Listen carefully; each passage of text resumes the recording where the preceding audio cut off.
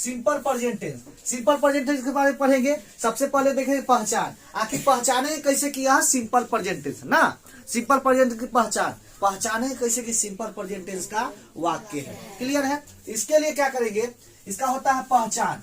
पहचान क्या है, जिस वाक्य की हिंदी मुख्य क्रिया के अंत में, कहने का मतलब कोई भी वाक्य लिखते हैं, जैसे वाक्य लिखा हुआ उसके या हिंदी मुख्य क्रिया है ना, हिंदी में लिखा हुआ है, हिंदी मुख्य क्रिया के अंत में देखेंगे, क्या देखेंगे, अंत में। जिस वाक्य के, कोई भी वाक्य है हिंदी मुख्य क्रिया के अंत में क्या लगा होगा, ता है, ती है, ते है, ता हूं, ती हूं, ते हूं। क्या होगा, ता है, ती है, ते है। अगला है ता हूं, ती हूं, ते हूं, लगा रहेगा तो वह क्या होगा, सिंपल प्रेजेंट टेंस का वाक्य होगा। क्या होगा, सिंपल प्रेजेंट टेंस का वाक्य होगा। मतलब कहने का मतलब कोई भी हिंदी का वाक्य लिखा हुआ है, क्या लिखा हुआ है, कोई भी हिंदी का वाक्य लिखा हुआ है, उसके अंत में देखेंगे, अंत में क्या रहेगा, ता है, ती है, ते है। ठीक, ता हूं, ती हूं और ते हूं लगा रहेगा तो वह सिंपल प्रेजेंट टेंस का वाक्य होगा।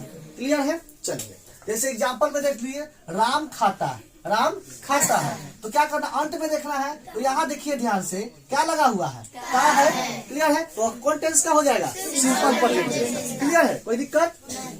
चलिए अच्छा बात, आगे देखते हैं। ता है, देख रहे हैं मोहन हंसता है, लास्ट में देख रहे हैं ता है, वह सिंपल प्रेजेंट टेंस का वाक्य होगा। क्लियर है। यहाँ तक आप पहचान जाइए कि कौन सिंपल प्रेजेंट टेंस का वाक्य है, कौन प्रेजेंट कंटिन्यूअस टेंस का वाक्य, पहचान जाइएगा ना। Structure, subject plus verb 1 oblique verb 5 plus subject. क्या होता है structure, subject plus verb 1 oblique verb 5 plus subject. इसको आपको याद कर जाना है ना, स्ट्रक्चर को आपको याद कर जाना है। इस पर सिंपल प्रेजेंट टेंस का इस पर ही ट्रांसलेशन बनेगा। क्लियर है, यही मेन है, subject plus verb 1 oblique verb 5 plus object. अब देखिए सब्जेक्ट क्या होता है, सब्जेक्ट मतलब होता है, क्या होता है, कर्ता। क्या होता है, कर्ता, जिसके द्वारा काम किया जाए उसे कर्ता कहते हैं ना, यही ना होता है। ठीक है, जो काम करेगा वही कर्ता होता है। ठीक, तो सब्जेक्ट, जैसे यहाँ देखिए राम आम खाता है, क्या है, राम आम खाता है, तो काम कौन कर रहा है, खाने का, राम, तो राम क्या हो जाएगा, कर्ता, सब्जेक्ट हो जाएगा। कोई दिक्कत, राम जो हो जाएगा कर्ता हो जाएगा, सब्जेक्ट हो जाएगा। क्लियर है, सब्जेक्ट पहचान गए। आगे देखते हैं वर्ब 1 ऑब्लिक वर्ब 5। यह होता है वर्ब, मतलब होता है, क्या होता है, पढ़े हुए हैं। वर्ब मतलब क्या होता है, क्रिया होता है। क्या होता है, क्रिया, क्रिया होता है। कहने का मतलब जितना भी आप काम करते हैं वह क्रिया है। खाना, हंसना, रोना, जितना भी काम है वह क्या, किसके अंतर्गत आता है, क्रिया। कोई दिक्कत, वही क्या होता है, क्रिया। अब क्रिया कई प्रकार के होते हैं, 5 प्रकार के। एक होता है वर्ब 1, एक होता है वर्ब 2, एक होता है वर्ब 3, एक होता है वर्ब 4, एक होता है वर्ब 5 होता है। क्लियर है, इतने क्रिया बता हुआ है। आगे बताएंगे वर्ब 1 वर्ब 5 क्या है। क्लियर है। चलिए यहां तक समझ गया। एक होता है ऑब्जेक्ट, ऑब्जेक्ट मतलब कर्म, कर्ता द्वारा जो काम किया जाता है उसका प्रभाव जिस पर पड़े उसे कर्म कहते हैं, ऑब्जेक्ट। जैसे देखिए यहाँ देखिए राम आम खाता है, तो राम जो हो गया कर्ता हो गया। ठीक है, काम कौन कर रहा है, राम। ठीक है, और खाता है, क्रिया कर रहा है, खाने का काम कर रहा है। अब प्रभाव किस पर पड़ रहा है, आम के, आम को खा रहा है ना, तो प्रभाव आमे पर पड़ रहा है, खा रहा है, लेकिन प्रभाव किस पर पड़ रहा है, आम पर। तो यही क्या हो गया, ऑब्जेक्ट हो गया, कर्म हो गया। क्लियर है, समझ में आया। आगे देखते हैं। अब देखिए राम आम खाता है, ठीक है, इसका ट्रांसलेशन बनाना है। तो ट्रांसलेशन बनाने के लिए कौन, फॉर्मा की जरूरत पड़ेगा, बनावट की जरूरत पड़ेगा, इसी पर ना बनेगा। सबसे पहले राम आम खाता है। अब स्ट्रक्चर आपका कहता है, पहले लीजिए आप सब्जेक्ट, तो इसमें सब्जेक्ट कौन हो जाएगा, राम, क्योंकि काम कौन कर रहा है, राम, तो सब्जेक्ट हो जाएगा राम, तो हम सिंपल राम लिखते हैं। ठीक, आगे देखिए अगला है वर्ब 1 ऑब्लिक वर्ब 5।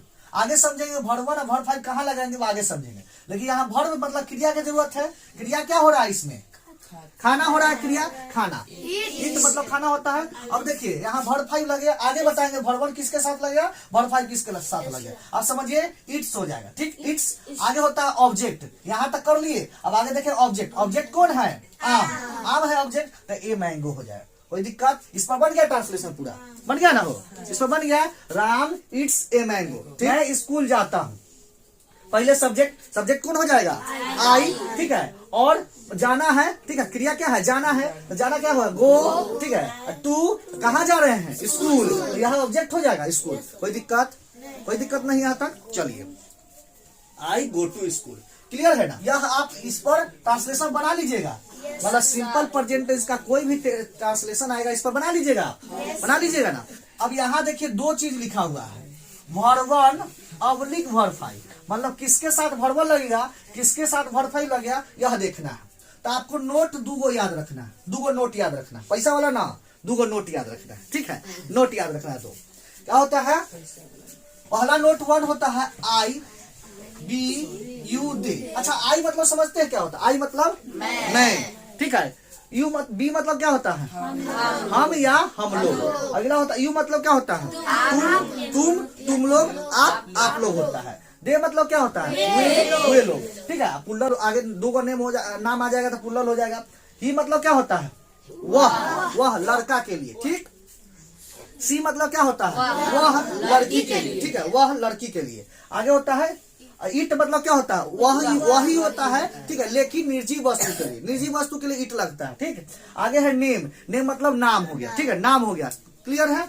और सिंगुलर के साथ क्या होता है, वर्ब फाइव का प्रयोग होता है। सिंगुलर के साथ क्या होता है, वर्ब फाइव का प्रयोग होता है, कोई दिक्कत, वर्ब फाइव का प्रयोग होता है। नोट वन देखते हैं, आई वी यू दे और पुल्लर। पुल्लर करने के बाद दो गो नाम आ जाएगा, ठीक है, दो गो नाम तीन गो नाम यदि आ जाएगा वहां पुल्लर होगा। के साथ क्या होगा, वर्ब वन का प्रयोग होगा। आगे क्या है वर्ब वन समझेंगे, पहले याद रखना है आपको, आई बी यू दे और पुल्लर के साथ क्या लगेगा, वर्ब वन का प्रयोग होगा, कोई दिक्कत यहाँ तक। नोट टू देखिए, note two, he she it name और सिंगुलर के साथ, ठीक है, सिंगुलर मतलब सिंगल, ठीक है। वर्ब क्या है, वर्ब फाइव क्या है, ठीक है, वर्ब वन क्या है, वर्ब फाइव क्या है। अब देखिए आपको वर्ब मतलब क्या बता है, क्रिया, जितना भी काम है सब क्रिया है, ठीक, जितना भी काम करते हैं, हंसना रोना खेलना, ठीक है, चलना, ठीक है, जितना भी दुनिया में काम करते हैं सब क्या क्रिया के अंतर्गत आता है, कोई दिक्कत। अब देखिए आप देखिए वर्ब वन क्या होता है, जाना क्या होता है, गो, यही वर्ब वन हो गया, ठीक है। खाना क्या होता है, ईट,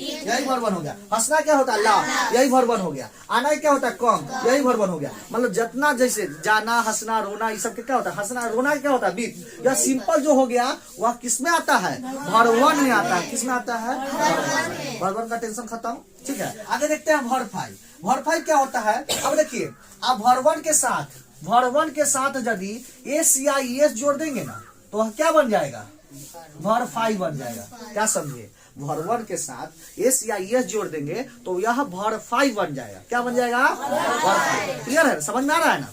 वर्ब वन था ना गो, वो मतलब जाना, इसके साथ ये जोड़ दिए तो क्या हो जाएगा, गो, यही वर्ब फाइव हो गया। क्लियर है। इट था ना वर्ब वन, इसके साथ एस जोड़ दिए तो क्या हो गया, इट्स, यही हो गया, क्या हो गया, वर्ब फाइव हो गया। क्लियर है। लाफ था ना, इसी के साथ हम जब एस जोड़ दिए तो क्या हो गया, लाफ हो गया।